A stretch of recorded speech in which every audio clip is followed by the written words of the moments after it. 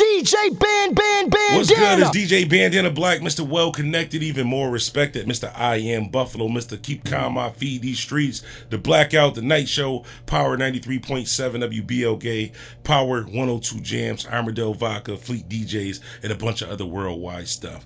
I got the homie in the building tonight, and I'm going to let him introduce himself, let him know who you are. Yo, it's your boy YS, YoungSleep, Don't Sleep, Rochester, New York. Definitely YoungSleep. So it's been a minute. Yeah. I know a couple years ago, maybe 2 years ago, you had the Rick Fox sing. I still be playing that joint too. Yeah. That joint got a nice feel to it. Had a nice little single there. So I just want to for the audience stuff that I have, just get a little bit of background information from you. You said you're from Rochester, right? Yeah. Born and raised there. Yep. What part? Does Rochester have part of just like an east side, west side? Or? Yeah, it's like that. It's the same thing. I'm from the north side, so you got east, west, and you got what we call the north. The north used to be like just straight the west side too, but it's considered northwest of Rochester. Yeah. So like the last few years, that's what people call it. It's like in the Dewey Avenue area and stuff. Yeah, that's crazy. I'm from Dewey Avenue, Buffalo. Oh, that's crazy. Definitely. So growing up, and you said you're born and raised in Rochester. How'd you get the name YoungSleep? What is that about? My name came from my brother. My brother's name was Sleep. That was his nickname. He used to ball. He was real nice, and he used to be late to practice and stuff. And like the coach was like, yo, like what's going on? Why you always late? And he'd be like, man, I'll sleep. So that's how he got his name. But like me being his little brother and shit, like being in the neighborhood, like dudes just like, what up, little sleep? What up, young sleep? And stuff like that. I'm like, man, knock that off. I wasn't rapping at the time, so I didn't like this shit. But then when I started rapping, I'm like, damn, I need a name. Yeah. So then it just, it just fit. So, okay, cool. Your brother passed away or something? Yeah, my brother passed in 2005. He was killed.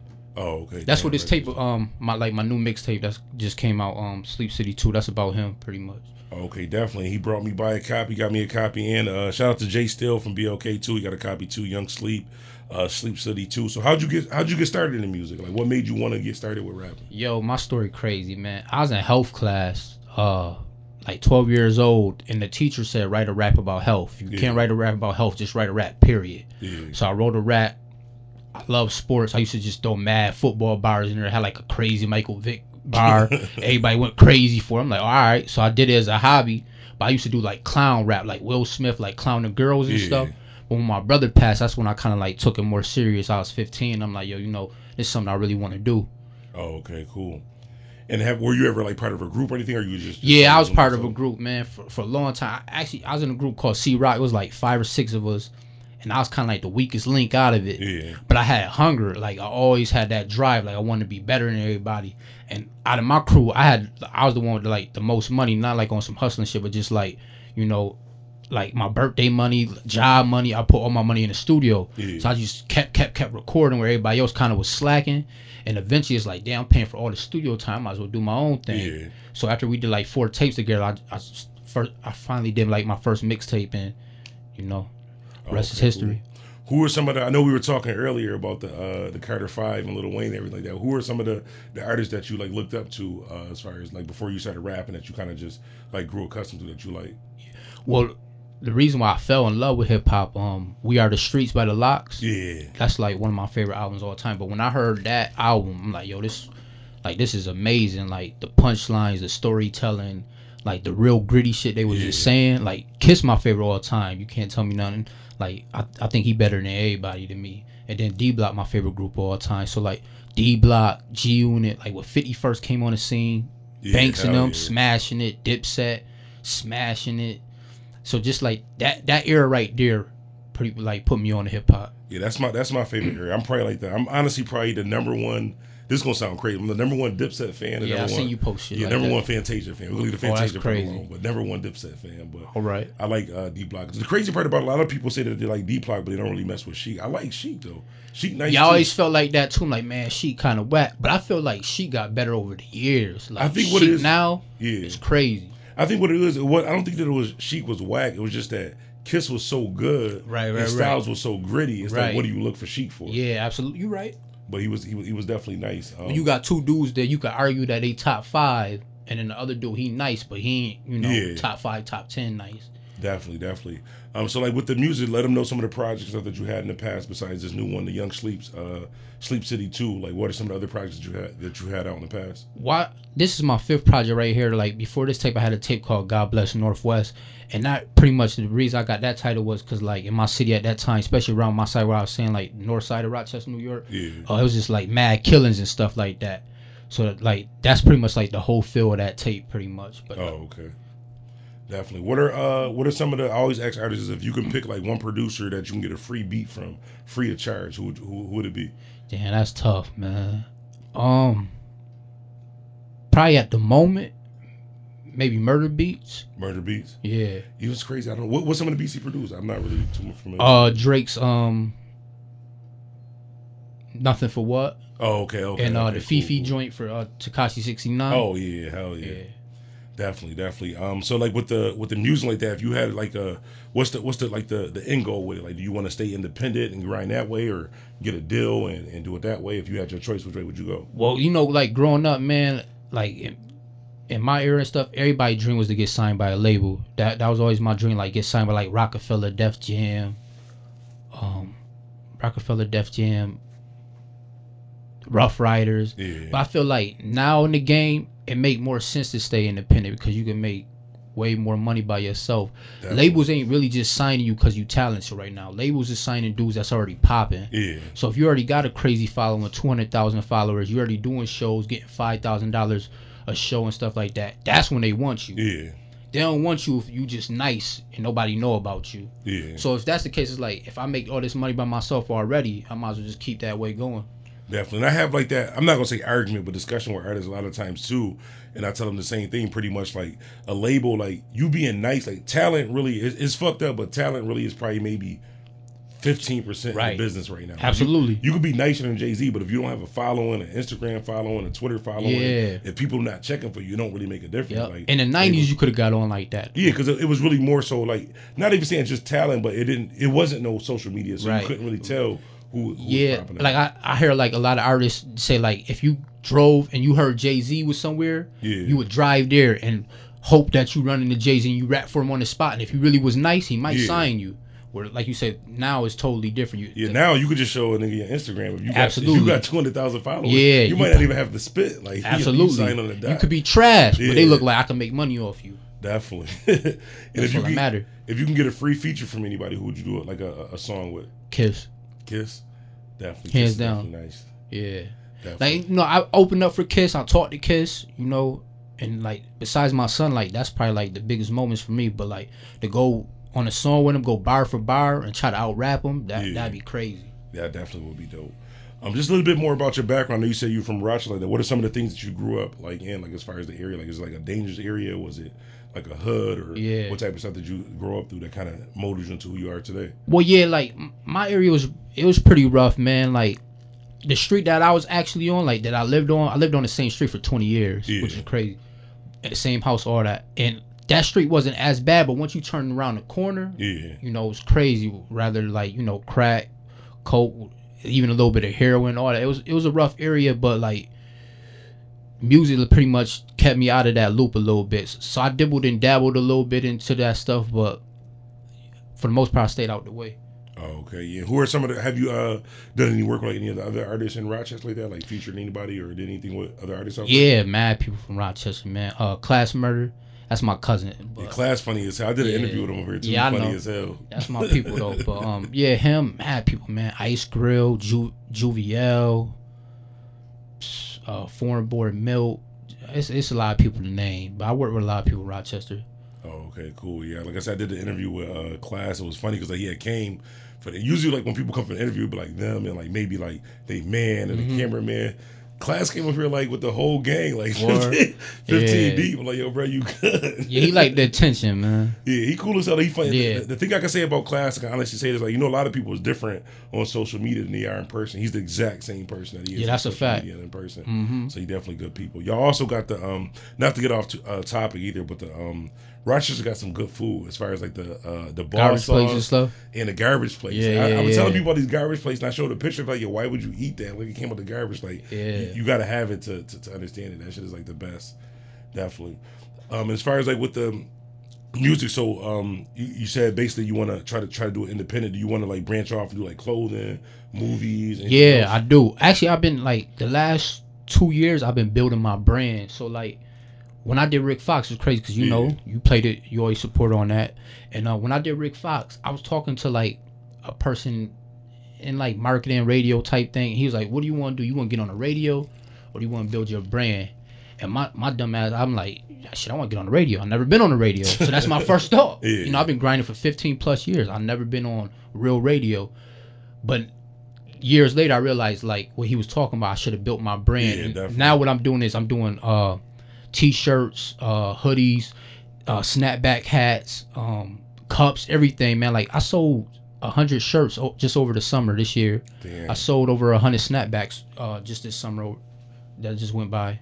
Yeah, and a lot of artists good on that. A lot of artists don't understand. It's good that you said that too, as far as like when you said you had the choice between like being on radio and being on the brand. Even though I'm on radio, I tell artists a lot of times like in 2018 you don't necessarily, and I work for radio, like you don't necessarily need radio. You're right. Like even like with merchandise, t-shirts and shit like that too. Like I used to do a mixtape at I still do it, a mixtape called I Am Buffalo. We got up like I Am Buffalo Volume 13. Yep. But when we did the first volume of it, we had just put together like 2 or 3 shirts that just said I Am Buffalo on the shirts, whatever, like, to promote the mixtape. We wind up getting flooded with so many people wanting the I Am Buffalo shirts. They didn't even care about the mixtape. So a lot of times you can branch out and do other shit. So if you get your brand popping to a point where we had like an investor that was in New York City who basically wanted to take over the whole thing that we was doing with the I Am Buffalo clothing. Listen, we're gonna front the money. I'm gonna do the website, but I'm gonna need like 60%. And at the time, I was just like, no, like this is something we created. But not, like really looking back at it in hindsight, I'm like, I think there could have been like on $1 million right now because that's something that's universal for like Buffalo Bills, Sabres, different shit like that too. But it was something that was dear to my heart that I actually worked hard for. So it's definitely good that you say. It's crazy because like I had these conversations with artists all the time. Like, yo, you got to do other shit besides music. So especially right now, because you can eat off the other stuff more than music right now. That could fund your music. Yeah, honestly. Even though we were talking about like with for y'all that's listening, I know y'all familiar with Eminem, Shady Rec like that, but we got some artists from Buffalo, Conway, Benny, Westside Gunn like that signed to Shady whatever like that. Yeah, they merch game be crazy. If you look at them, their merch game is probably up there with their sales game. Yeah. Like, that merch game is once you build a brand and a following, like you can live off of just the merch. Yeah, I be on the gram, man. I be seeing random people with that shit on. I'm like, yo, that's crazy. And they joint be selling out like they drop it at 12 o'clock and be selling out by 12:02. Yep. And if you think about like, say if you sign to a label and you sell a CD for $10, you might get 60 cents off of each one of them CDs. But you could sell a T-shirt for $30 and you clipping 25. So it's all bread at the end of the day. Yeah. As far as like with the music that you do it like that, what's the one thing that you want them to like? You want to be remembered for? Is it lyrics, catchy songs, or what you want to be remembered for? I want to be remembered. I want to be remembered for lyrics, man, bars. That's kind of like what I'm about. I've always been brought up about that. But I could make songs too. I prove that. Obviously, making a radio ain't easy, man. Like I said, it took me 15 years to do that. But to be on radio, you got to make some catchy shit. It just is what it is. But I definitely just want to be remembered for my lyrical ability, like saying shit that go over people's head. I like where you got to listen to my song 3 times and you still catching on this shit. Like, damn, I ain't know he said that. Definitely. And that's what I'm about. And the thing I like about the, I know even though it's an older song, like the Rick Fox, at the time that it came out, what was good about it, and I tell artists too, like a lot of times, like you might have a super dope song, but if it don't go with other shit that we playing, it's gonna be out of place. You can't really rock with it. It's like with the Rick Fox song. Even though it wasn't like the other songs, but it had like that same catchy feel. Even though he was still spitting lyrics, still spitting, you were still spitting lyrics on it, but you made sure like the hook caught you, and you listen to the lyrics like, oh shit, before you even know it's real repetitive. The hook. Definitely. Sometimes you got who produced that joint? Midnight. Midnight is like a legend in Rochester. He like our #1 producer. Oh, you from Rochester? Yeah. Oh, sweet. He like the go-to. Oh, damn. If you heard something on the radio, he probably produced it. Oh, okay, cool. Yeah. Definitely. Have you ever tried any of the production stuff? Nah, man. I had them opportunities. A lot of people want to teach me. My pops even offered to pay for it when I was younger. I just ain't got the interest in it, man. I just like to rap. Yeah. That's what I'm about. I mean, if you ever get free time, it's something that, I mean, you can learn, like honestly, with me, I learned how to DJ off of YouTube and Google. Like, nobody ever showed me how to do anything. Like, so if you ever get free time, just watch some YouTube videos on how to do it. And, like, that can be an extra. And because if you look at an artist like J. Cole, a lot of people look at J. Cole, he's a super dope artist, but he produced some of them shits too. That's kind of how he got on. Yeah. He sent his beats to, he gave his beats to Jay-Z. He waited in the rain. And it pays off now because if you produce your own shit, so you get money as a writer, you get money as a producer. Yeah, I know what you're saying. It's more bread for yourself, and you could be doing it for other people too. But I mean, at the end of the day, if that's not like your passion, you might not be all the way into it, but it might be something you might just try out one day and you just get that one song that just. I'm just interested into like the gear stuff. Like I'm pretty big on that. Like even the snapback game, like besides like Westside and Conway, I never really seen nobody from my area do it. Yeah. But it's like if I really want to do something, I'm gonna figure out how to do it myself too. Yeah. So people like, damn, bro, you selling snapbacks now? You sold over 100? That's crazy. Like, yeah. But it's like I'm the type of person, if I really believe in it or I want to do it, I'm gonna find a way to do it.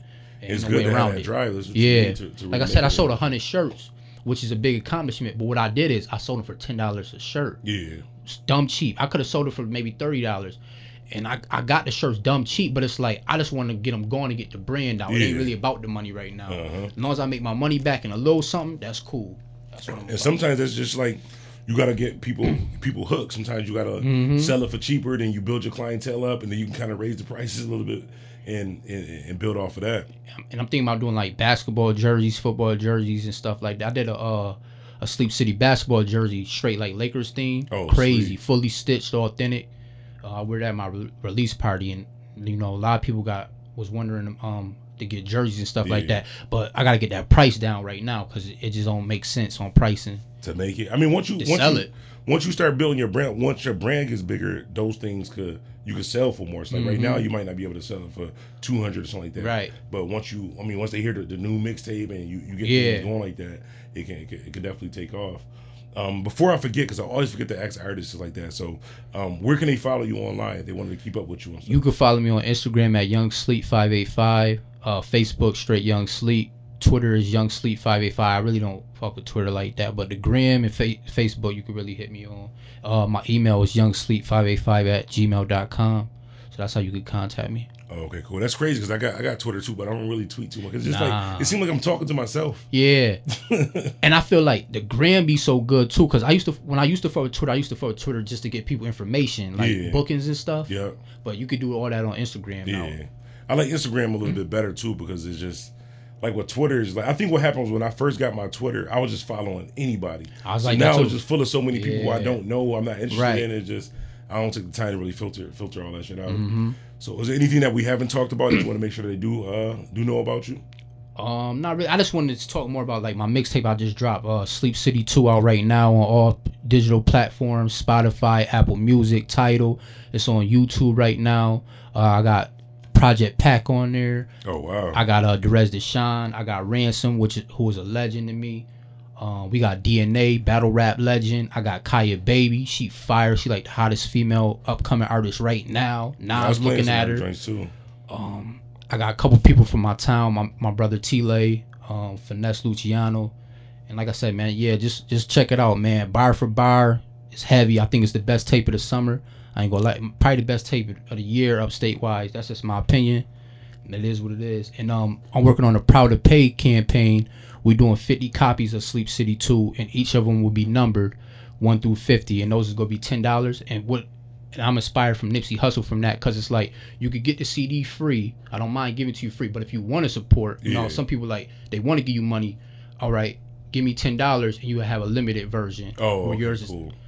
It stands out for everybody. Like yours might be number 22, and it will say that on the CD. Oh, that's dope. And like you might get a free T-shirt or a free ticket to my concert coming up, something like that. So that's definitely a dope idea. I see you got Project Pat on the joint. On the same song. Like how did that come about? Well, I got Derez before he really was Derez. He was Day Day. A lot of people don't know that. He been rapping for a long time. He used to be with Flocka. He used to be in a group called Dirt Gang. Yeah. So that's how I got that. I've been sitting on that record for a long time, 3-4 years. Good. Yeah.